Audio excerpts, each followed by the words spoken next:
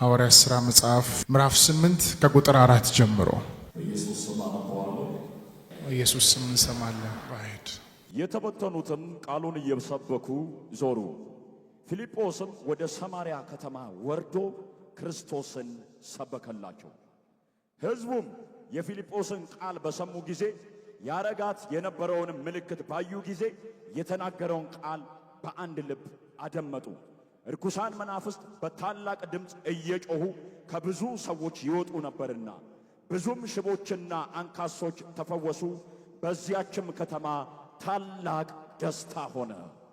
አንድ ሰው በደንብ አሜን ይበል። በዚያችም ከተማ ታላቅ ደስታ ሆነ። ዛሬ በዚህ ስፍራ ላይና በዚህ ከተማ ላይ ታላቅ ደስታ ይሆናል። ታላቅ ደስታ ይሆናል። እስቲ አንድ ሰው ያውጀው፣ ታላቅ ደስታ ይሆናል ይበል። ድገም እስቲ። የመጨረሻ እንግዲህ ታላቅ ደስታ የሆነበትን ምክንያት መጽሐፉ ሲናገር ቁጥር 5 ላይ ፊልጶስም ወደ ሰማርያ ከተማ ወርዶ ክርስቶስን ሰበከላቸው ይላል። ክርስቶስ ስለተሰበከ በዛች ከተማ ላይ ታላቅ ደስታ ሆነ ይላል። ዛሬ በዚህ ስፍራ ላይ ጌታችን ኢየሱስ ክርስቶስ በቀራንዮ መስቀል ላይ ለኛ ሲል የተሰቀለ የሞተ በሶስተኛው ቀን ከሙታን የተነሳ አዳኛችን ሕይወታችን ኢየሱስ በዚህ ስፍራ ላይ ይሰበካል። ይህ ሁሉ ሕዝብ ደግሞ ከዚህ ሲወጣ በየመንደሩ በየቤቱ ገብቶ ይህንን ኢየሱስን ይሰብካል። የጨለማ ዙፋን የጨለማ ሥራ ሁሉ በጌታ በኢየሱስ ስም ሥራው ይፈርሳል።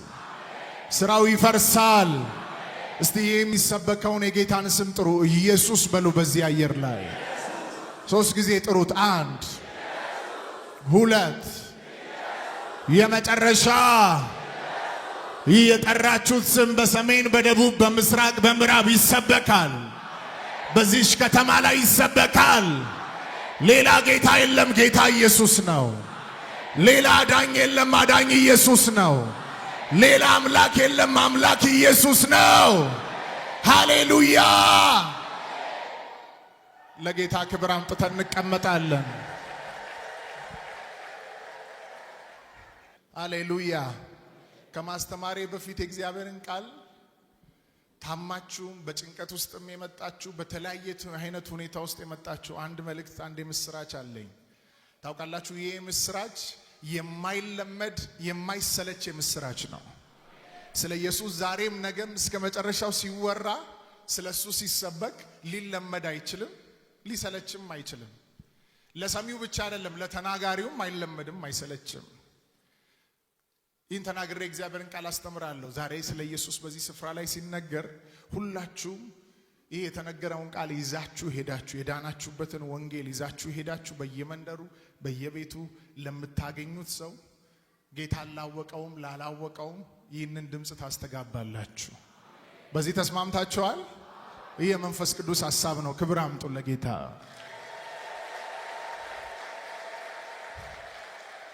አዎ ችግር ሊኖር ይችላል፣ ፈተና ሊኖር ይችላል፣ የተለያየ አይነት ተጽዕኖ ሊኖር ይችላል።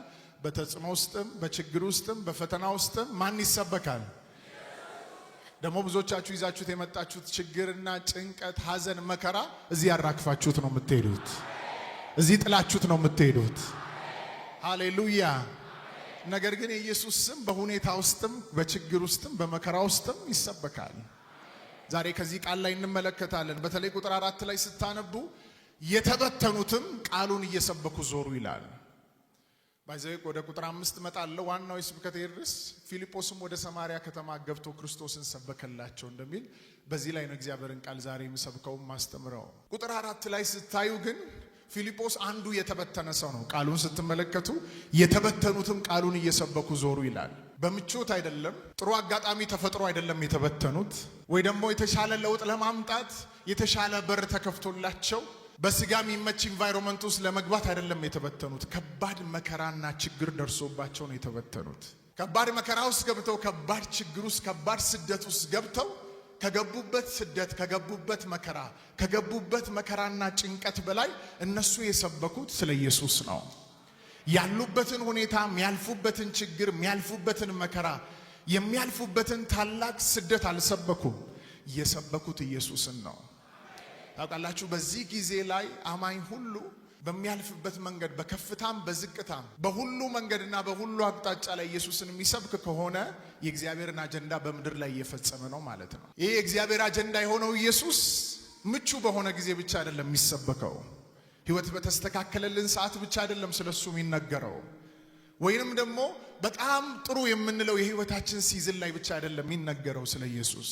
በጣም የሕይወታችን ማድረሳቸው ዳውን የሆንባቸው ያለቀስንባቸው የተጨነቅንባቸው አጠገባችን ተስፋ የምናደርገው የምንወደውን ሰው ያጣንበትም ሰዓት ይሰበካል። በኋላ መጣበታለሁ። ፊልጶስ ሲሰብክ በጣም ከባድ ሁኔታ ውስጥ ነው። ሐዘን ውስጥ ሆኖ ገና ሳልስት ሳያወጣ የእስጢፋኖስ ሞት ገና 3 ቀን ሳይሆነው ገና ሬሳው እንኳን ትኩስ ነው። በዛ ሲዝንና በዛ መከራ ውስጥ ነው ይህ ሰው ወጥቶ የሰበከው ስለ ኢየሱስ። ይህን ቃል ከማንበባችሁ በፊት ወደ ኋላ መለስ ብላችሁ ሐዋርያት ሥራ መጽሐፍ ምዕራፍ 6ን ከ6 ጀምሮ መጽሐፍ ቅዱሳችንን ስታጠኑ ሐዋርያቶች አንድ ነገር ገባቸው። እነሱ በደንብ ተሰጥተው ወንጌልን እንዲሰሩ ወንጌልን እንዲሰብኩ አንድ አጀንዳ አወጡ፣ አንድ ፕላን አወጡ። 7 ሰዎችን እንምረጥ፣ እኛ የእግዚአብሔር ቃል ላይና ጸሎት ላይ እንተጋለን። እነዚህ 7 ሰዎች ደግሞ በዛ ስፍራ ላይ የነበሩ አይሁዶችን የግሪክ መበለቶችን ሁሉ ማኔጅ ያደርጋሉ። በምግብ ዙሪያ፣ በፋይናንስ ዙሪያ ቸርች መመራት ባለበት መንገድና አቅጣጫ ላይ እነዚህ ሰዎች ዲያቆን ሆነው ያገለግላሉ። እኛ ግን በጸሎትና በቃሉ እንተጋለን ብለው 7 ሰዎች መረጡ። እንደምታውቁት ጌታችን ኢየሱስ ክርስቶስ ወደ ሰማይ ካረገ በኋላ ስለ መንፈስ ቅዱስ የተስፋ ቃል ነግሯቸው ስለነበር በራቸውን ዘግተው ሲጸልዩ መንፈስ ቅዱስን እንደተቀበሉ መጽሐፉን ስታነቡ ተመልክታቸዋል። መንፈስ ቅዱስን ከተቀበሉ በኋላ ብዙ እየበዙ ስለነበረ አንዴ 3000 ሰው አንዴ 5000 ሰው ጌታን እየተቀበለ በጣም እየበዙ ስለነበር ህዝቡን ማኔጅ ማድረግ ስለሚከብድ ሐዋርያቶች እነ ጴጥሮስ እነ ያዕቆብ እነ ዮሐንስ እነ እንድርያስ ሁሉም በጸሎትና በእግዚአብሔር ቃል መትጋት ስለነበረባቸው 7 ሰዎችን መረጡ። ከነዚህ 7 ሰዎች መሃል ከተመረጡት ውስጥ አንዱ ፊልጶስ ነው፣ ሌላኛው ደግሞ እስጢፋኖስ ነው። 7 ሰዎች መረጡና እጅ ጫኑና ጸለዩባቸው። እጅ ጭነው የጸለዩበት ምክንያት በሚገባ ቤተክርስቲያን ዙሪያ ያለውን ክፍተት ሁሉ እየሞሉ ማኔጅ እንዲያደርጉ ነው። እነዚህ 7 ሰዎች ከመመረጣቸው በፊትም ሐዋርያቶች የተናገሩት እምነት የሞላባቸው ቀና መንፈስ ያላቸውን ሰዎች እንምረጥ ብለው ነው የተነሱት። ሁላችንም በሚገባ ቋንቋ 7ቱ የተመረጡት ለዲያቆንነት አገልግሎት ነው። 7ቱ ከተጸለየላቸው በኋላ ግን ወደ ተዘጋጀላቸው የዲያቆን ቢሮ አይደለም የገቡት። የሚገርመው እጅ ተጭኖ እየተጸለየ እያለ ሐዋርያቶች እንኳን በእነሱ ሕይወት ላይ ይሆናል ብለው ያላሰቡትን አጀንዳ መንፈስ ቅዱስ በእነሱ ላይ መጣና አለበሳቸው። እስጢፋኖስ ጸጋና ኃይልን ተሞልቶ ከዛ ጸሎት በኋላ ወጣና ስለ ኢየሱስ መስበክ ጀመረ። ከአብርሃም ጀምሮ እስከ ኢየሱስ ድረስ ታሪክን እየተናገረ ስለ ኢየሱስ መናገር ጀመረ። እርግጠኛ ነኝ እነ ጴጥሮስም ሳይደነቁ አይቀሩም። የሚናገርበትን መንፈስ ሌሎች ሊቋቋሙት አልቻሉም። ይህ ሰው ወጥቶ ሲሰብክ ሕዝብ ሁሉ ተሰብስቦ ይሰማው ነበር። ትኩር ብለው ፊቱን ሲመለከቱ ፊቱ ላይ የመልአክ ፊት መስሎ ታይቷቸዋል። በጣም የሚገርማችሁ ነገር ይህ ሰው ስለ ኢየሱስ እየሰበከ ያለ ተነሱና በድንጋይ ወገሩት። በድንጋይ ሲወግሩት እንኳን እሱ የሚያደርጉትን አያውቁምና ይቅር በላቸው ይላል። እሱ በድንጋይ እየተወገረ ሰማይ ተከፍቶ በጣም የሚደንቀው ነገር የእግዚአብሔር ልጅ የናዝሬቱ ኢየሱስን በእግዚአብሔር ቀኝ ቆሞ አይቶት ነበር። በድንጋይ ከተወገረ በኋላ እስጢፋኖስ በዛኑ ሰዓት ሞተ። በእስጢፋኖስ ሞት ምክንያት በቤተ ክርስቲያን ላይ ታላቅ ስደት፣ ከባድ መከራ መጣ። አያችሁ፣ የመጣው መከራ ቀላል አይደለም። የመጣው ችግር ቀላል አይደለም። የሰውን ሕይወት የሚያሳጣ ነው። የሰውን ሕይወት እንደሚያሳጣ ትልቅ ከባድና ትልቅ የሆነ ፈተና የለም። ከሰው ሕይወት የሚበልጥ ነገር ስለሌለ ማለት ነው። ሰው በፋይናንሱ ላይ ያለውን ችግር፣ በትዳሩ ላይ ያለውን ችግር፣ በተለያየ አይነት አቅጣጫ ያለውን ችግር ጊዜ ወስዶ ሊፈታ ይችላል። የሰው ሕይወት ላይ የሚመጣ የሞት ፈተና ግን እጅግ ከባድ ነው። ነፍስን በፍርሃት ያስሞላል። በጣም የሚደንቃችሁ ነገር እስጢፋኖስ ከተደበደበ ከተወገረ በኋላ ከሱ ጋር አንዱ የተመረጠው ፊልጶስ ነው። አስቡት። አንድ ላይ ከወንድሜ ጋር እንሰራለን ብሎ የተመረጠው ፊልጶስ ወንድሙን ገደሉት። በዛ ስፍራ ላይ ከባድ ሐዘን ነው። ለዚያውም የገደሉት አገዳደል በጣም ጭካኔ የተሞላበት ነው። አይሁዶች ድንጋይ ይዘው ሰው መደብደብ ከጀመሩ አይምሩም፣ አይተውም። በደንብ አድርገው እስከሚሞት ድረስ ነው የሚደበድቡት። ኤክስፒሪየንስ አላቸው። ወደ ኢየሱስ ጋር እንኳን ያቺን ሴት ወስደው ድንጋይ በእጆቻቸው ይዘው ኢየሱስ ፊት ሊወግሯት ነበር። ኢየሱስ በተናገረው ቃል ነው ድንጋዩን ሁሉ ትተው ይሄዱት። ብትጮሁ ብታለቅሱ ምሕረት አያደርጉ። እስጢፋኖስ ከሞተ በኋላ በቤተ ክርስቲያን ላይ ከባድ ስደት መጣ። ሁሉም ተበተኑ። አያችሁ፣ የተበተኑበት ምክንያት የእስጢፋኖስ ሞት ነው። ከባድ ሐዘን፣ ከባድ መከራ መጥቷል። አስቡት፣ በዚህ ሐዘን ውስጥ፣ በዚህ መከራ ውስጥ፣ በዚህ ችግር ውስጥ ፊልጶስ ይህንን በልቡ ይዞ ነገር ግን ወደ ሰማርያ ከተማ ተሰዶ በሚሄድበት ሰዓት ላይ ስለ ወንድሙ ሞት አልሰበከም። ስለ እስጢፋኖስ ሞት አልተናገረም። ስላለፈበት ችግርና መከራ ለሰዎች አልተናገረም። ያለፈበትን መከራ የነበረበትን ችግር ወደ ጎን አደረገና ስለተሰቀለው ስለሞተው በሶስተኛው ቀን ከሙታን ስለተነሳው ለሰው ልጆች ሁሉ አዳኝ ስለሆነው ስለ ኢየሱስ ሰበከ። ሃሌሉያ!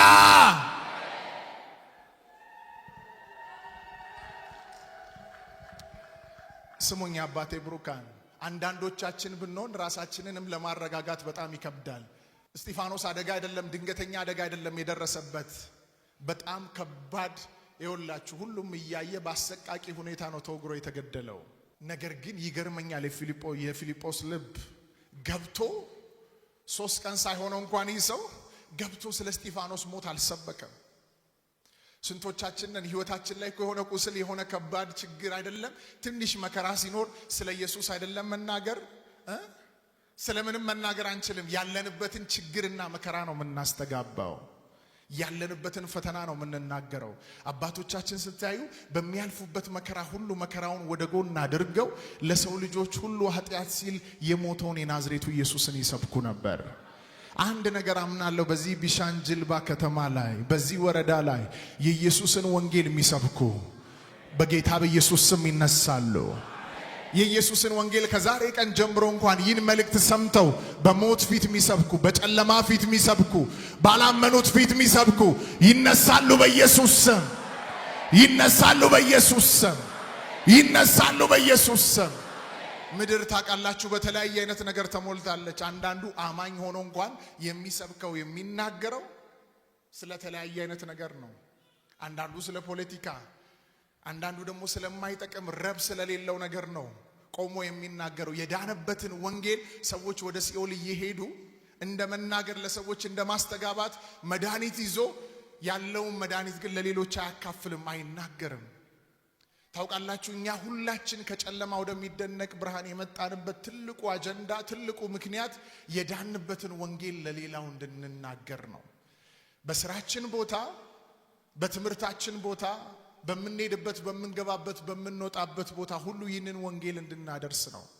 የእግዚአብሔር ዓላማ እኔና እናንተን ብቻ ማዳን ቢሆን ኖሮ ሞመንት እጆቻችንን ከፍ አድርገን ጌታ ኢየሱስ ሆይ ወድሃለሁ፣ ሕይወቴን ላንተ ሰጥቻለሁ ያለን ጊዜ ይወስደን ነበር፣ እኛን የማዳን ፕሮግራም ብቻ ቢኖረው። ነገር ግን የእግዚአብሔር አጀንዳ በእኛ ሕይወት ውስጥ እኛን ሲያድነን በእኛ ሕይወት ውስጥ ሌላውን ለማዳን ፈልጓል። ብዙ ትውልድን፣ ብዙ ሀገርን፣ ብዙ ኔሽንን ለማዳን ፈልጓል። የዳናችሁት ሌላውን ለማዳን ነው። ያመለጣችሁት ሌላውን ለማስመለጥ ነው። ከዛ ሞት ከተማ የተሻገራችሁት ሌላውን ለማሻገር ነው። አሜን ነው።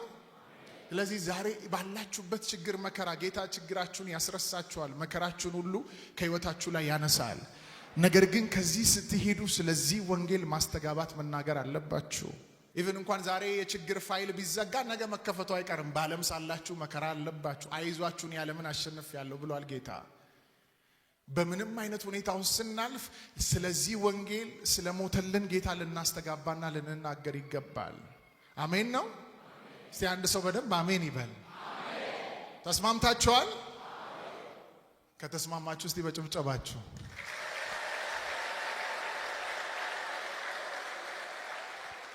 ይህም ብያችሁ ልጨርስ። እስጢፋኖስ ወደ ሰማርያ ከተማ ገብቶ የወንድሙ ሞት እንዳለ ስለ ወንድሙ ሞት ሰበከ እንዴ? ቅድም እንዳልኩት ብዙዎች ብንሆን በቃ ወይኔ ወንድሜን ገደሉት፣ በድንጋይ ወግረው ገደሉት። ይሄ ዜና ወንድሙን መልሶ ሊያስነሳለት አይችልም። አዎ ሐዘን ነው፣ ከባድ ቁስል ነው፣ ለሚሰማውም ሰው ሐዘን ነው። ነገር ግን ሐዘንን ወደ ደስታ የሚቀይረውን ወንጌል ሰበከ። እስጢፋኖስም ወደ ሰማርያ ከተማ ገብቶ ክርስቶስን ሰበከላቸው። ቃሉን መጨረሻ ላይ ስታነቡት በዚያች ከተማ ታላቅ ደስታ ሆነ። ስለ ኢየሱስ ሲሰበክ ታላቅ ደስታ ይሆናል። አሜን ነው። የደስታ ምንጭ እሱ ነው። ደስታ የሚፈሰው ሐሴት የሚፈሰው ከኢየሱስ ውስጥ ነው። ምድር ላይ ያለ ደስታና ሰላም ሁሉ ጊዜያዊ ነው፣ ገደብ ያለው ነው። ለዚህ ነው ኢየሱስ እኔ የምሰጣችሁ ሰላም አለ፣ ዓለም እንደምሰጣችሁ ሰላም አይደለም አለ። ዓለም ሰላም እንዳላት ኢየሱስ አልካደም። ነገር ግን ፌክ ነው ሰላሟ። ዛሬ ሰው ኢንጆይ አድርጎት ነገ ግን ሐዘን የሚጨምርበት ሐዘን የሚያመጣበት ነው።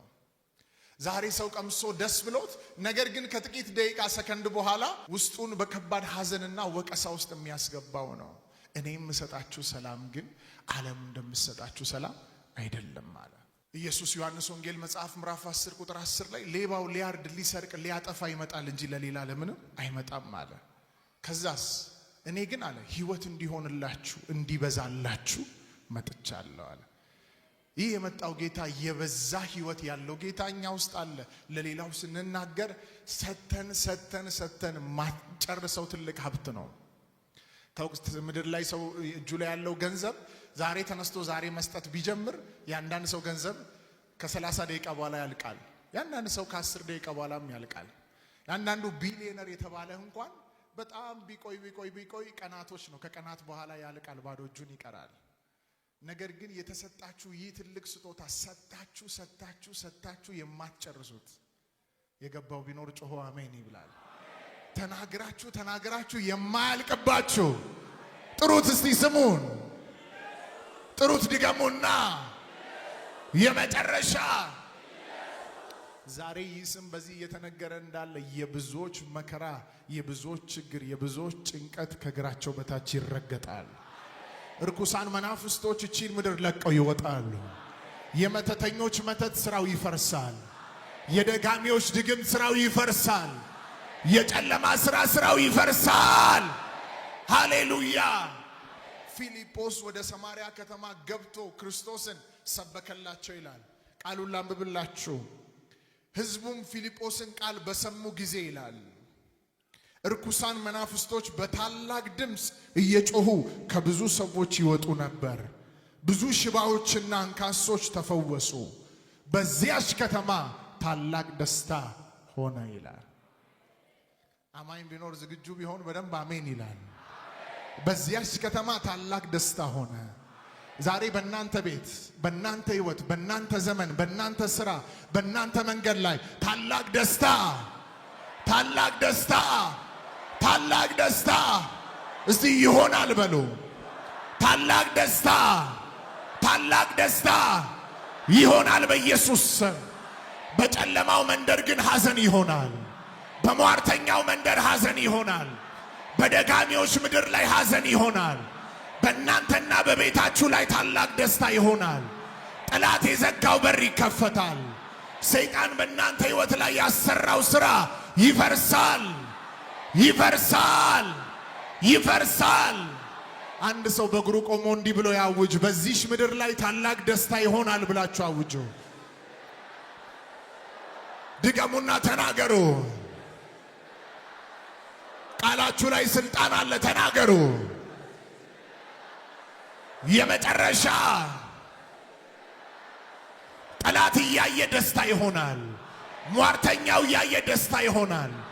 ለአገልግሎታችሁ፣ ለዘመናችሁ፣ ለቤተ ክርስቲያን፣ ለስራችሁ ሞትን ድል በነሳው በናዝሬቱ በኢየሱስ ስም ታላቅ ደስታ ይሆናል። ታላቅ ደስታ ይሆናል በኢየሱስ ስም።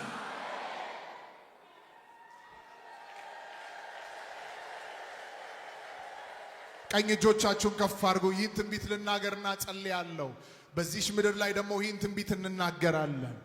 ሞትን ድል በነሳው በናዝሬቱ በኢየሱስ ስም ይህን የወንጌል ቃል ይዘው በችግር ውስጥ፣ በመከራ ውስጥ፣ በፈተና ውስጥ ችግሩን እየሰበሩ መከራውን ሰንጥቀው እየወጡ ፈተናውን ሁሉ እያሸነፉ የክርስቶስን ወንጌል የሚሰብኩ በጌታ በኢየሱስ ስም በዚህች ምድር ላይ ይነሳሉ።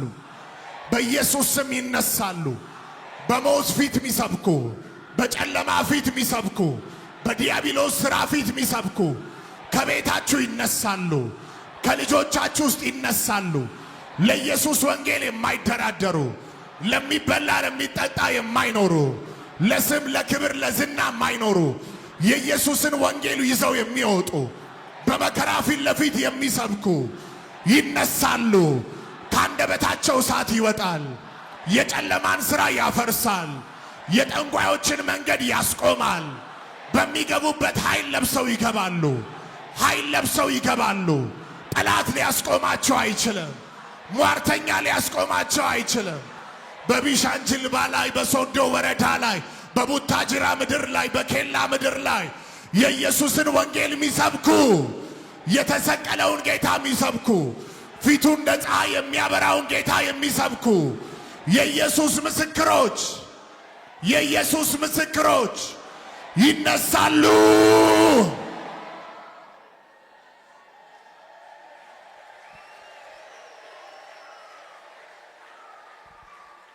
እስቲ ቀኝ እጅ ነሳና 3 ጊዜ አውጁ። አንዳንዶች ከቤታችሁ ነው የሚነሱት። እኔ አሁን የቃል ውጤት የአዋጅ ውጤት ነኝ። እግዚአብሔር ምስክሬ ነው። አሁን ስታውጁ 7 እጥፍ የሆኑ ትውልዶች በፊት ባለ ዘመን ላይ ይነሳሉ።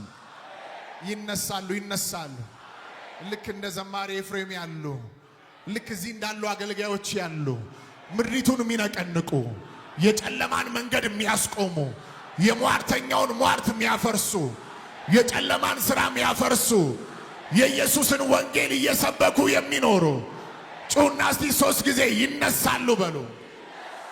ከቤታችሁ ከዚህሽ ምድር ላይ ለዓለም መፍትሄ የሚሆኑ፣ ለሀገር መፍትሄ የሚሆኑ፣ ለምድሪቱ ብርሃን የሚሆኑ፣ ሰዎችን ከጨለማ የሚያወጡ እሳት የለበሱ የኢየሱስ ምስክሮች ይነሳሉ። በኢየሱስ ስም፣ በኢየሱስ ስም፣ በኢየሱስ ስም።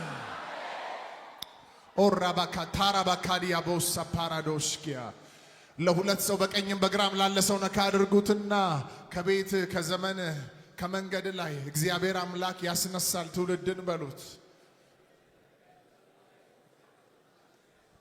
አሜን፣ አሜን፣ አሜን፣ አሜን። አንዳንዶች የተማሩ ናቸው፣ ዶክተሮች ናቸው፣ ፕሮፌሰሮች ናቸው። ነገር ግን የኢየሱስ ሰባኪዎች ናቸው። የዓለምን ፖለቲካ የዓለምን ኢኮኖሚ ይቀይራሉ። አሜን፣ አሜን፣ አሜን፣ አሜን፣ አሜን፣ አሜን።